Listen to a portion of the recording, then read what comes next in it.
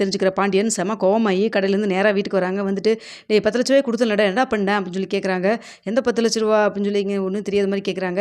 அப்போ கரெக்டாக வந்து கோமதி வராங்க. என்னடா எப்படி கேட்குறேன், நான் தாண்டா எடுத்துகிட்டு வந்து கொடுத்தேன் அப்படின்னு சொல்லி சொல்கிறாங்க. ஓ அந்த பணமா அப்படின்னு சொல்லி கேட்குறாங்க. துறை பற்றியே எவ்வளோ அசால்ட்டாக ஓ அந்த பணமான்னு கேட்குறான். 10 ரூபாயே 20 ரூபாயா 10,00,000 ரூபாடா என்னடா பண்ணேன், இன்னும் பேங்க்கில் வந்து டெபாசிட் ஆகலன்னு சொன்னால் இன்றைக்கி நான் எதேச்சியாக கடைக்கு வந்து பேங்க்லேருந்து மேனேஜர் வந்திருந்தார்.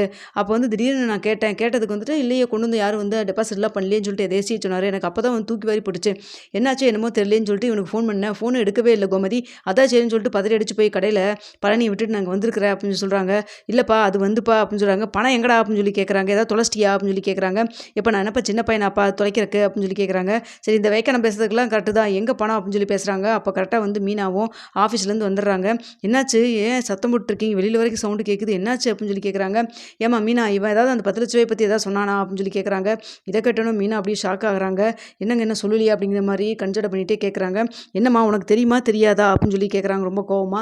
ஆமாம்மா அது வந்து அப்படின்னு சொல்கிறாங்க. ஓ அப்போனா அந்த 10,00,000 பற்றி உனக்கும் தான் தெரியும் இல்லையா, யாருமே என்கிட்ட சொல்லவே கிடையாது, பேங்க்கில் வந்து என்ன டெபாசிட் பண்ணவே இல்லை, இவங்ககிட்ட கொடுத்து பணத்தை டெபாசிட் பண்ணுன்னு சொல்லி சொன்னால் 2 பேரும் சேர்ந்துட்டு இந்த மொழி முழிக்கிறீங்க, பணம் என்னதான் ஆச்சு, எனக்கு அப்படியே நெஞ்சு வெளியே வந்துடும் போல இருக்குது. ஏன்டா நான் பெற்றதெல்லாம் இப்படி வந்து வரிசை ஏதாவது பிரச்சனை மேலே பிரச்சனையை கொண்டு கொடுக்குறீங்க, நானும் மனுஷன் தான்டா, ஏன்டா இப்படி வந்து பண்ணுறீங்க, அந்த அரசி தான் வந்து தலையில் கள்ள போட்டு போனான்னு பார்த்தா நீ இப்படிலாம் பண்ணுறியடா அப்படின்னு சொல்லி கோவப்பட்டு கேட்குறாங்க. இல்லைப்பா அது வந்துப்பா நான் கொடுத்துட்றேன்ப்பா, திரும்ப கொஞ்சம் கொஞ்சமாக கொடுத்துட்றேன்ப்பா அப்படின்னு சொல்கிறாங்க. சரிடா கொஞ்சம் கொஞ்சமாக கொடுக்குறியா, 10,00,000 ரூபாய்க்கு அப்படி என்னடா உனக்கு செலவு வந்துருச்சு, ஏதோ இப்போ 1000 ரூபாய் 2000 ரூபானா கூட ஏதாவது உனக்கு செலவு இருந்திருக்குன்னு எடுத்துருக்கலாம்னு நான் நினைக்கலாம். இவ்வளோ பணத்துக்கு உனக்கு என்னடா செலவு வந்துச்சு, அது கொஞ்சம் கொஞ்சமாக கொடுத்துங்கிற, கொஞ்சம் கொஞ்சமாக எப்படா சம்பாரிச்சு நீ கொடுப்ப அப்படின்னு சொல்லி கேட்குறாங்க. அப்போ நான் வேலைக்கு போய் கவர்மெண்ட் வேலைக்கு போய் நான் சம்பாரிச்சு கொடுப்பேன் அப்படின்னு சொல்கிறாங்க. கவர்மெண்ட் வேலைக்கு என்ன கிறுக்கனாட்ட பேசிட்டு இருக்கிறான், என்ன கோமதி நீயே கேளு எனக்கு டென்ஷன் ஆகுது அப்படின்னு சொல்கிறாங்க.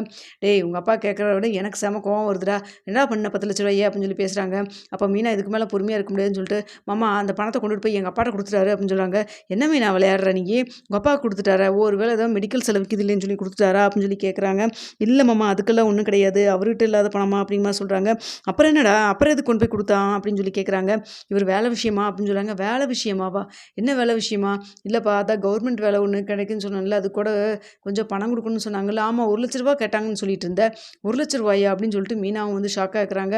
இல்லை மீனா அன்னைக்கு எங்கள் அப்பா கிட்ட நான் சொல்லலான்னு தட்டுன்னு சொன்னேன், அதான் வந்து 10,00,000 சொல்ல 1,00,000 சொல்லிட்டேன் அப்படின்னு சொல்கிறாங்க. ஏடா கையில் பணம் 10,00,000 வந்தோன்னா 1,00,000 ரூபாய்க்கு பதிலாக 10,00,000 ரூபாய் தூக்கி கொடுத்துட்டு எனக்கு அப்படின்னு சொல்லி கேட்குறாங்க. அப்புறம் என்ன லஞ்சம் கொடுத்தியா அப்படிங்கிற மாதிரி கோமதி ரொம்ப சத்தம் போட்டு கேட்குறாங்க. இல்லைம்மா அது வந்து அப்படின்னு சொல்கிறாங்க. அப்போது மீனா சொல்கிறாங்க கிட்டத்தட்ட அப்படித்தாங்க அத்தை அப்படின்னு சொல்கிறாங்க. அப்பா வந்து சொல்லிட்டு இருந்தார் ஒரு வேலை வந்திருக்கு வேகன்சி இருக்குன்னு சொல்லிட்டு 10,00,000 ரூபா வந்து இருந்தால் அந்த வேலையை வாங்கிக்கலாம்னு சொன்னார். நான் அப்போவே உடன்பாடு இல்லைன்னு சொல்லிட்டேன், ஆனால் இவர் தான் நான் பணம் எப்படி அது ஏற்பாடு பண்ணுறேன்னு சொல்லிட்டு இருந்தார். சொல்லி கிட்டத்தட்ட 3-4 மாதத்துக்கிட்டே இருக்கும், ஆனால் அதுக்கான சந்தர்ப்பம் சூழ்நிலையும் வரல, நானும் அதை அப்படியே விட்டுருவாருன்னு நினச்சேன். ஆனால் எங்கள் அப்பாவும் திரும்ப திரும்ப கேட்கவும் இவரு கொண்டு போய் அந்த பணத்தை கொண்டு போய் நேற்று தான் கொடுத்துருக்காரு. கொடுத்து வந்ததுக்கப்புறமே இவர்கிட்ட நான் திட்டினேன், கொண்டு போய் ஒழுங்காக போய் பணத்தை வாங்கிட்டு வந்துட்டு மாமாட்ட கொடுங்கன்னு சொல்லி சொன்னேன். சொன்னதுக்கு இவர் கேட்க மாட்டேன்னு சொல்லிட்டாரு. காலையில் கூட சொல்லுங்கன்னு சொல்லி சொன்னேன், நான் பார்த்துக்கிறேன் நீ கிளம்புன்னு சொல்லிட்டு என்னை கொண்டு போய் ஆஃபீஸில் விட்டு இவர் கிளம்பி வந்துட்டார். ஆனால் இன்னும் சொல்லாமல் இருப்பார், இதனால பிரச்சனை வரும்னு சொல்லிட்டு எனக்கு தெரியவே தெரியாதுங்க அப்படின்னு சொல்கிறாங்க. ஏமே நான் எவ்வளோ பிரச்சனை நடந்திருக்குது, மற்றதெல்லாம் வந்து என்கிட்ட சொல்லுவே அதை நீ சொல்லியிருந்துருக்கலாமில்ல அப்படிங்கிற மாதிரி கோமதியும் கோவமாக கேட்குறாங்க. இல்லைங்க அத்தை அது வந்து அப்படின்னு சொல்லி சொல்கிறாங்க. ஆக மொத்தத்தில் இந்த வீட்டில் என்ன நடக்குதுன்னே தெரில, நீயும் நானும் தான் கேனையாக திரியிறோம் அப்படிங்கிற மாதிரி கோமதிக்கிட்ட பாண்டியன் சொல்லிட்டு இருக்காங்க. சொல்லி கொஞ்ச நேரம் வாயை கூட க்ளோஸ் பண்ணல, அதுக்குள்ளே வந்துட்டு இன்கம் டேக்ஸாக வந்து லஞ்ச ஒழிப்புத்துறையிலேருந்து வந்தேன்னு சொல்லிட்டு வந்து கதவை தட்டுறாங்க. யார் இங்கே செந்தில் யார் அப்படின்னு சொல்லி கேட்குறாங்க. நான் தாங்க சார், நீங்கள் யார் அப்படின்னு சொல்லி கேட்குறாங்க.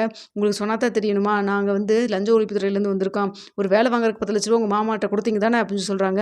என்ன சொல்கிறதுன்னு தெரியாமல் அப்படி முடிச்சுட்டு நின்றுட்டுருக்காங்க. சார் அது வந்து அப்படிங்கிற மாதிரி பாண்டியன் வந்து உள்ளே பேச வராரு. இங்கே பாருங்க நீங்களா செந்தில், இல்லை அவர் தானே செந்தில், அவர் தான் பணம் கொடுத்துருக்காரு, அவர்கிட்ட தான் நாங்கள் விசாரிக்க வந்திருக்கோம், நீங்களா எதுவும் பேச வேண்டாம் கொஞ்சம் அமைதியாக இருங்க அப்படின்னு சொல்கிறாங்க. நீங்கள் கொடுத்தீங்களா இல்லையா அப்படின்னு சொல்கிறாங்க. ஆமாம் சார் அப்படிங்கிற மாதிரி ஒத்துக்கிறாங்க.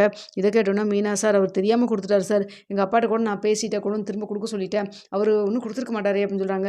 என்னங்கம்மா விளையாடுறீங்களா, இந்நேரம் வேலை கிடச்சிருந்தா காது வச்சிருந்த மாதிரி வேலை கிடச்சின்னு சொல்லிட்டு அப்படியே ஸ்வீட் பாக்ஸ் வாங்கிட்டு ஊர் பூரா தண்டு அடிச்சிருப்பீங்க, இப்போ வந்துட்டு கையங்காலும் மாட்டினோன்னா அது தெரியாமல் பண்ணிட்டான்னு சொல்லிட்டு மழுப்புறீங்களா, அதான் அவரே ஒத்துக்கிட்டார்ல அப்புறம் என்ன, நீங்கள் இங்கெல்லாம் வச்சு பேசிட்டு இருக்க முடியாது, வாங்க ஸ்டேஷனுக்குன்னு சொல்கிறாங்க.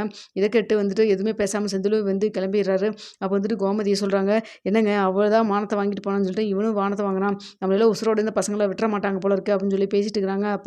அப்போ மீனா சொல்கிறாங்க, அத்தை எதுக்கு கவலைப்படாதீங்க மாமா, கவலைப்படாதீங்க மாமா, அவரை உள்ளேருந்து வெளில எடுத்து வந்துடுவேன் நான், அதை பற்றி இன்னும் கவலைப்படாதீங்க அப்படின்னு சொல்கிறாங்க. என்ன மீனா அது, நீ காலையில் சொல்லியிருந்தீங்கன்னா கூட அப்போவே கேட்டுருந்துருக்கலாம், பணத்தை வாங்கியிருந்துருக்கலாம், இவ்வளோ பெரிய பிரச்சனை ஆகாமல் இருந்திருக்கும் அப்படின்னு சொல்கிறாங்க. இது எல்லாத்தையும் கரெக்டாக வந்து குமரவேலும் சக்திவேலும் பார்த்து சிரிச்சுட்டே நின்றுட்டுருக்காங்க. இதை பார்த்து மீனா டென்ஷன் ஆகுறாங்க.